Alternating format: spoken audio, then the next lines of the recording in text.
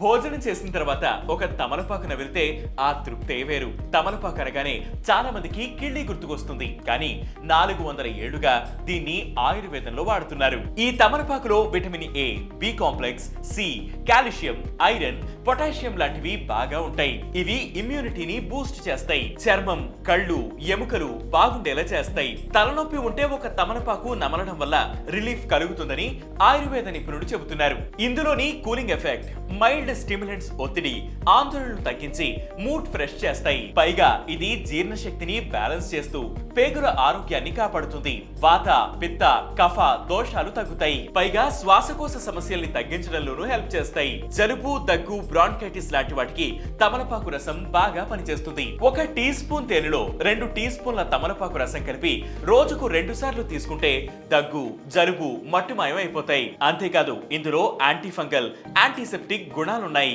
Fungal infection ఉంటే తమలపాకు paste రాస్తే కొన్ని రోజుల్లో రిలీఫ్ వస్తుంది.